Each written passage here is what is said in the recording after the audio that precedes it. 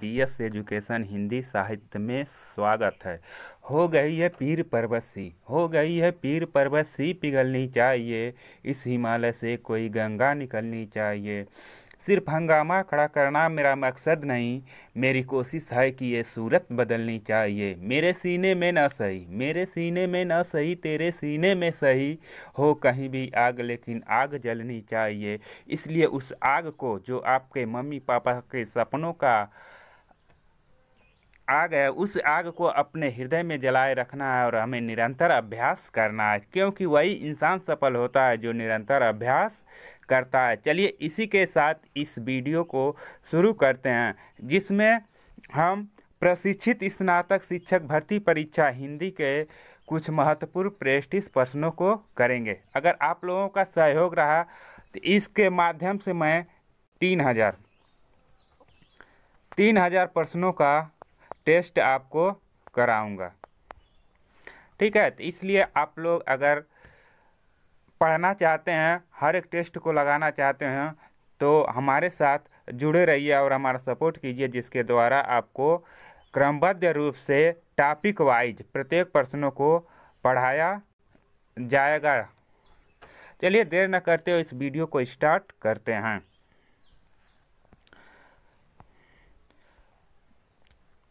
आपके सामने पहला प्रश्न,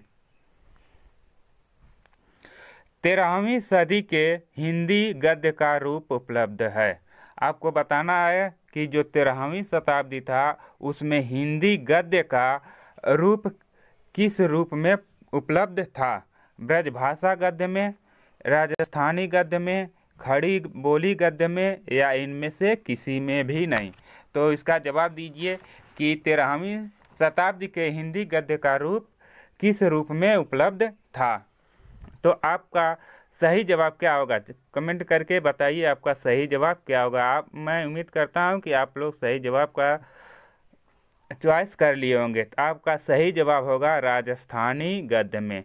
जो 13वीं शताब्दी में हिंदी गद्य का रूप उपलब्ध था वह किसमें था, राजस्थानी गद्य में उपलब्ध था। आपको ध्यान में रखना था है कब, 13वीं शताब्दी में। किसका, हिंदी गद्य का रूप किस में उपलब्ध था, तो राजस्थानी गद्य में उपलब्ध था। एक प्रश्न आप लोगों से पूछा जाता है कि ब्रजभाषा का जो विकास हुआ है वह सर्वाधिक किस रूप में हुआ। तो ब्रजभाषा का सर्वाधिक विकास किस रूप में हुआ है, तो आपका जवाब होगा काव्य रूप में। ठीक है, इसे भी आप ध्यान में रखेंगे। और अगला क्वेश्चन आता है कि खड़ी बोली गद्य का विकास किस युग से माना जाता है, तो आपका सही जवाब होगा भारतेंदु युग से। किस युग से, भारतेंदु युग से माना जाता है। तो यह भी याद रखना है, खड़ी बोली गद्य का विकास किस युग से माना जाता है, तो भारतेंदु युग से माना जाता है। इसका समय कब तक होता है, तो 1850 से। कब से, 1850 से 1900 तक के समय को हम भारतेंदु युग के नाम से जानते हैं। अगला क्वेश्चन इसी में एक और बनता है कि खड़ी बोली का काव्य के रूप में कब विकसित हुआ, यानी खड़ी बोली जो है वह पद्य यथार्थ काव्य के रूप में कब विकसित हुआ। अगर पद्य या काव्य के रूप में पूछा जाए तो वह कब विकसित हुआ था, तो द्विवेदी युग से। कब विकसित हुआ था, द्विवेदी युग से।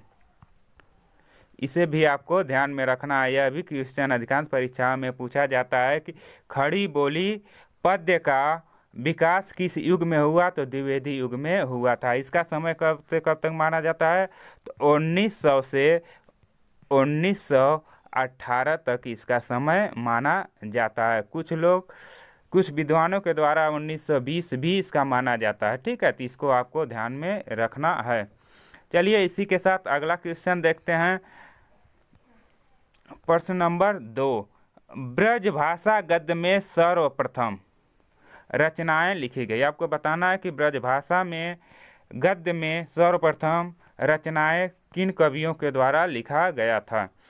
कृष्ण भक्तों के द्वारा लिखा गया था, रासो काव्य के कवियों ने लिखा था, गोरखपंथी नाथ कवियों ने लिखा था, या जैन आचार्यों ने लिखा था। बताइए इसमें से किसने ब्रजभाषा गद्य में सर्वप्रथम रचनाएं लिखी थी। तो आप लोग सही प्रश्न का चॉइस कर लिए होंगे, तो बताइए इसमें कौन सा सही जवाब होगा। तो इसमें आपका सही जवाब हो जाएगा ऑप्शन सी, गोरखपंथी नाथ कवियों ने ब्रजभाषा गद्य में सर्वप्रथम रचनाएं लिखी थी। किसने लिखा था? तो गोरखपंथी नाथ कवियों ने लिखा था। किस भाषा में? गद्य, ब्रजभाषा गद्य में। ठीक है, तो इसका पंथी नाथ कवियों में कौन कौन से प्रमुख कवि हैं? तो इसमें आपके गोरक्षनाथ, कौन है? गोरखनाथ और मत्स्येंद्रनाथ को इस गोरखनाथ पंथी कवियों का सर्वश्रेष्ठ कवि माना जाता है। गोरखनाथ की एक रचना पूछी जाती है, आत्मबोध। कौन सी रचना है? आत्मबोध। यह किसकी रचना है? गोरखनाथ की रचना है। इसे भी आपको ध्यान में रखना है। और एक पूछा जाता है कौल ज्ञान। क्या है? कौल ज्ञान। कौल ज्ञान किसकी रचना है? तो यह आपका मत्स्येंद्र नाथ का रचना है। ये किस पंथ के कवि हैं? तो ये गोरखनाथ पंथ के कवि में गिने जाते हैं। इसी के साथ देखेंगे कि कृष्ण भक्तों में सर्वश्रेष्ठ नाम किसका आता है? वल्लभाचार्य का। किसका नाम आता है? वल्लभाचार्य का नाम आता है। और इसके साथ ही साथ इसमें विट्ठलनाथ कौन आते हैं? विट्ठलनाथ भी आते हैं, जिनके द्वारा अष्टचाप की स्थापना किया गया था, जिसमें 4 शिष्य वल्लभाचार्य के और 4 शिष्य विट्ठलनाथ के थे। ये सभी किस कवि के अंतर्गत आते हैं? तो ये सभी कृष्ण भक्तों कवि के अंतर्गत आते हैं। इसके बाद और देखेंगे कि आपसे पूछा जाता है कि रासो काव्य के कवि कौन कौन से हैं। आपको 4-5 दे दिया जाएगा, उसमें से आपको चॉइस करना रहता है कौन कौन से हैं। तो रासो में सबसे प्रमुख कवियों में आप लोग जानते हैं चंद्रवरदाई। कौन है? चंद्रवरदाई। ठीक है, जिसकी रचना पृथ्वीराज रासो है। इसके बाद मलिक मोहम्मद जायसी भी हैं। ठीक है, ये सभी क्या हैं? रासो ग्रंथ के कवि हैं। विसल देव रासो की रचना भी किया गया था। किसमें? रासो काव्य के अंतर्गत। और अगला देखेंगे जैन आचार्य। जैन आचार्य में सबसे प्रसिद्ध पुस्तक है क्या? श्रावकाचार्य। क्या है? श्रावकाचार्य, जिसके रचनाकार कौन है? तो देवसेन है। कौन है? देवसेन है। इसे भी आपको याद रखना है। ये किस युग के कवि हैं? तो ये जैन आचार्य हैं। चलिए अगला बताइए, प्रश्न नंबर 3। खड़ी बोली हिंदी की एक है। आपको बताना है कि खड़ी बोली हिंदी की एक उपभाषा है, सहायक भाषा है, लोक भाषा है या बोली है। बताइए इसमें से कौन सा ऑप्शन सही होगा। तो इसमें सही ऑप्शन आपका क्या होगा? खड़ी बोली जो है जिसका हम लोग प्रयोग करते हैं वह हिंदी की एक क्या है? बोली है। हिंदी की क्या है? बोली है। जो बोली होती है स्थानीय रूप में लोगों के द्वारा बोले जाने वाली भाषा को हम क्या कहते हैं? बोली कहते हैं। यही बोली जब अधिक विस्तृत हो जाती है तो उसको हम क्या कहते हैं? उपभाषा कहते हैं। और उपभाषा जो होती है, यह उपभाषा जब और अधिक विस्तृत होकर साहित्यिक रचनाएं किए जाने लगती हैं तो उसे हम भाषा कहते हैं। क्या कहते हैं? भाषा कहते हैं। इसे भी आपको ध्यान में रखना है। अगला देखिए प्रश्न नंबर 4। निम्नलिखित में से सही युग्म चुनें। आपको इसमें से सही युग्म कौन सा सही युग्म है उसको चुनना है। बताइए इसमें से कौन सा सही है? ए सही है, बी सही है, सी सही है या डी सही है। बताइए इसमें से कौन सा सही है। तो हम देखेंगे कि ग घ इसका जो उच्चारण स्थान होता है क्या होता है? कंठ होता है। क्या होता है? कंठ होता है। और त थ इसका उच्चारण स्थान क्या होता है? दंत होता है। क्या होता है? दंत होता है। और ब भ का उच्चारण स्थान क्या होता है? ओष्ठ होता है। क्या होता है? ओष्ठ होता है। इसको हमें ध्यान में रखना है। इस तरह से यह चारों ऑप्शन आपका क्या होता जाता है? गलत हो जाता है। तो आपका सही जवाब क्या होगा? क ख यानी सी ऑप्शन सही जवाब होगा। इसका क्या उच्चारण स्थान होता है? कंठ होता है। क ख का उच्चारण स्थान कंठ होता है। यानी क वर्ग में जितने भी वर्ण आते हैं वो सभी का उच्चारण स्थान क्या होता है? कंठ होता है। चलिए अगला प्रश्न देखते हैं, प्रश्न नंबर 5। प्रेम की भाषा शब्द रहित है, यह कथन किसका है? आपको बताना है कि प्रेम की जो भाषा है वह शब्द रहित है।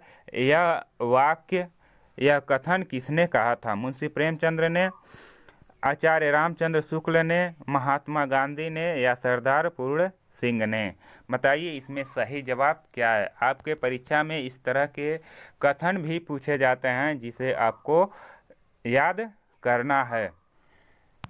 तो बताइए इसमें सही जवाब क्या होगा? तो इसका सही जवाब आपका होगा सरदार पूर्ण सिंह का यह कथन है। किसका कथन है? सरदार पूर्ण सिंह का कथन है कि प्रेम की भाषा शब्द रहित है। और आपसे एक क्वेश्चन पूछा जाता है कि ऐसे कौन से निबंधकार हैं जिन्होंने केवल 6 रचनाएं लिखकर ही क्या हो गए? एक श्रेष्ठ निबंधकार बन गए। तो बताइए ऐसे कौन से कवि हैं? तो वह भी सरदार पूर्ण सिंह ही हैं जिन्होंने केवल 6 रचनाओं का ही निर्माण किया था, जिसमें आपका है सच्ची वीरता, कन्यादान, पवित्रता, आचरण की सभ्यता, मजदूरी और प्रेम, अमेरिका का मस्त योगी, वाल्ट व्हिटमैन। ये 6 रचनाएं करने के द्वारा ही ये सरदार पूर्ण सिंह एक श्रेष्ठ निबंधकार के रूप में प्रसिद्ध हो गए। चलिए अगला बताइए, प्रश्न नंबर 6। आपको बताना है कि सूची 1 और सूची 2 को सम्मिलित करते हुए नीचे दिए गए कूटों में से सही विकल्प चयन कीजिए। इसमें आपको कॉलम 1 और कॉलम 2 बनाया गया, जिसमें आपको सही ऑप्शन का चुनाव करके आपको नीचे विकल्प में से सही का चुनाव करना है। बताइए, आपको अब दिखाई दे रहा होगा इसमें से कौन सा सही होगा। ऐसे प्रश्नों को करने का बहुत ही आसान तरीका होता है। अगर आपको 2 ही सही पता है तब भी आप इस प्रश्न को बता सकते हैं। देखिए, कपाट का सही रूप क्या होता है? तत्सम होता है। कपाट का सही रूप तत्सम होता है। तो आप पहले खोज लीजिए, पूरा साल में मत कीजिए, पहले खोजिए कि पहले वाले में ग कौन सा सही है। देखिए पहले ऑप्शन में ग कहाँ सही है, यानी इस ऑप्शन में घ किस में है? तो घ किस में है? बी वाले में है घ। और एक और देख लीजिए, दूसरा देखिए 11, यानी 11 कैसा शब्द है? तो 11 आपका तद्भव शब्द है। अब देखिए दूसरे में ग कौन कहाँ है? तो दूसरे में ग यहाँ सही है। अब देखिए दूसरे किसी भी ABCD में यह वर्ग नहीं मिला, तो इस तरह से आपका बी ऑप्शन सही हो जाएगा। बस इतना ही, 1-2 अगर आ रहा है तो उसके द्वारा भी आपका सही हो जाएगा, लेकिन आपको पूरा क्वेश्चन मिलाना है। देखिए बी का हो जाएगा, बी क्या है? एक विदेशी भाषा है। बी के बटन क्या है? विदेशी भाषा है।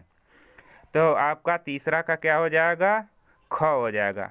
और ओणम एक क्या है? हिंदी तर भाषा है। क्या है? हिंदी तर भाषा है। तो आपका चौथा का क सही हो जाएगा, इसलिए आपका सही जवाब क्या होगा? बी वाला आपका सही जवाब होगा।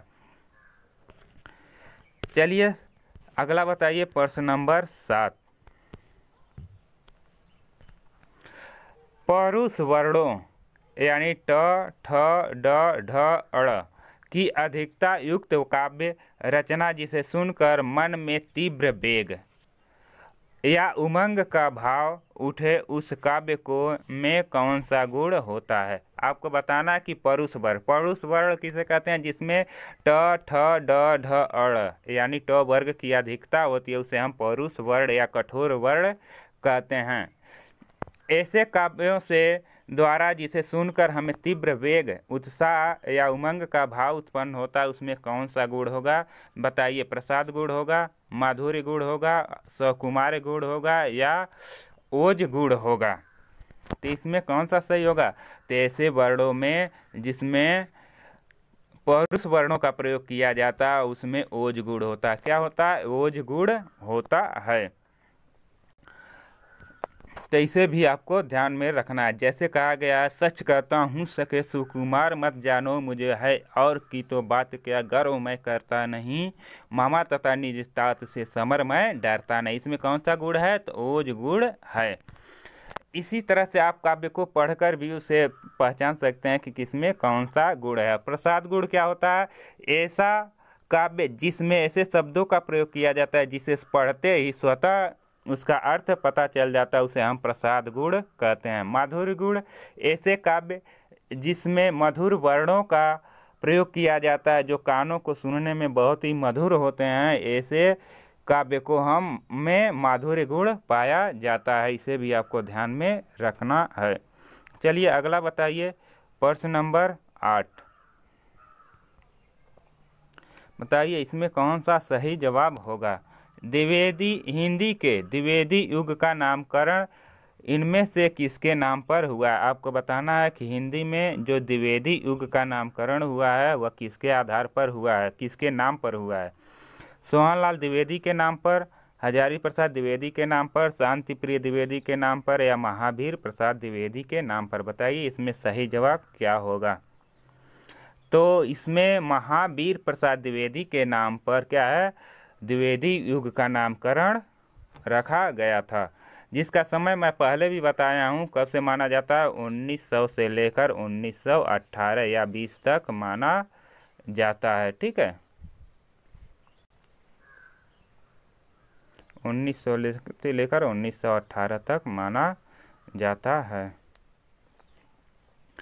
अब एक क्वेश्चन और आपसे पूछा जाता है कि कवियों का आप बताइए कि महावीर प्रसाद द्विवेदी का जन्म कब हुआ था। बताइए कब हुआ था। तो महावीर प्रसाद द्विवेदी का जन्म 1818 मई कब हुआ था, 1864 को। कब हुआ था, 1864 15 मई को हुआ था। यानी 15 मई 1864 को किसका जन्म हुआ था, महावीर प्रसाद द्विवेदी को जन्म हुआ था। इसे भी आपको ध्यान में रखना है। इसके साथ ही हजारी प्रसाद द्विवेदी का जन्म कब हुआ था, 1907 को। कब हुआ था, 1907 को। शांति प्रिय द्विवेदी का जन्म कब हुआ था, इनका भी जन्म 1907 में हुआ था। कब हुआ था, शांति प्रिय द्विवेदी का जन्म कब हुआ था, 1906 में। कब हुआ था, 1906 में हुआ था। और सोहनलाल द्विवेदी का जन्म 1906 में हुआ था। इनका भी जन्म कब हुआ था, सोहनलाल द्विवेदी का भी जन्म 1906 में हुआ था। यह सब आपको ध्यान रखना है, क्योंकि कभी कभी परीक्षा में कवियों के जन्म के आधार पर क्रमबद्ध करने के लिए दिया जाता है। तो आपको महावीर प्रसाद द्विवेदी का जन्म कब हुआ था, तो 1864 को।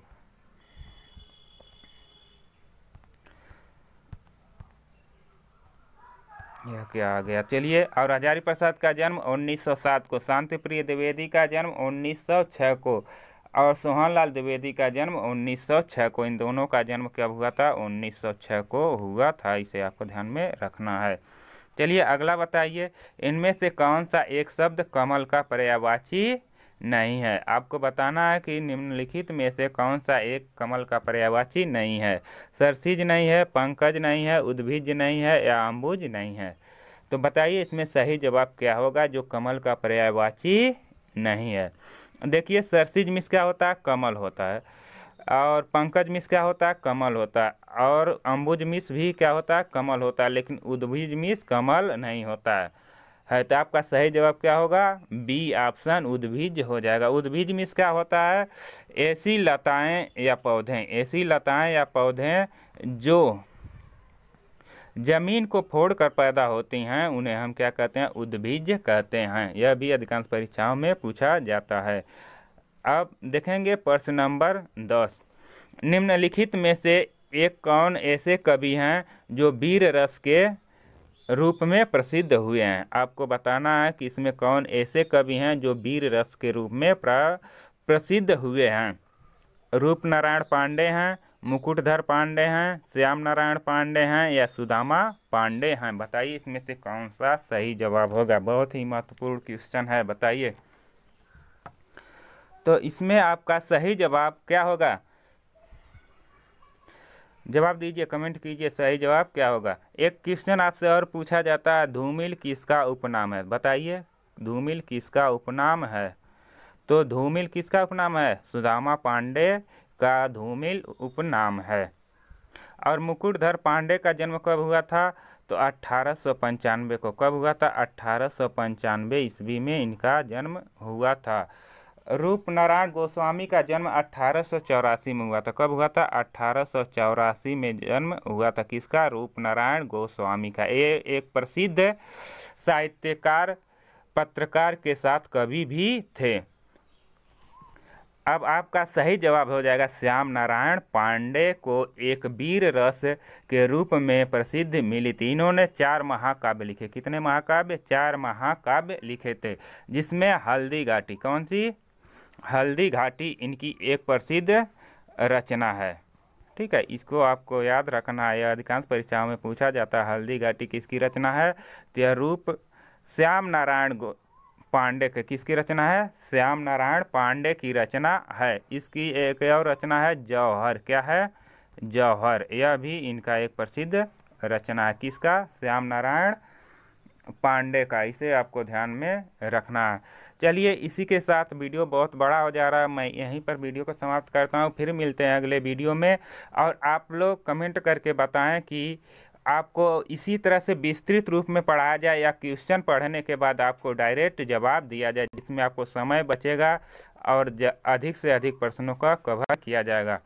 आप लोग अपने सुझाव को कमेंट बॉक्स में बताएं, जिसके आधार पर मैं अगला वीडियो बनाऊं और आपको 125 प्रश्नों को कंप्लीट करा सकता हूं, अगर क्वेश्चन पढ़ने के बाद डायरेक्ट आपको प्रश्न बताया जाए तब। अगर इस तरह से विस्तृत रूप में पढ़ा जाए तो इसमें तो समय लगेगा। और आप लोग कैसे पढ़ना चाहते हैं उसे कमेंट बॉक्स में ज़रूर बताएं। चलिए, फिर मिलते हैं अगले वीडियो में। तब तक के लिए जय हिंद, जय भारत।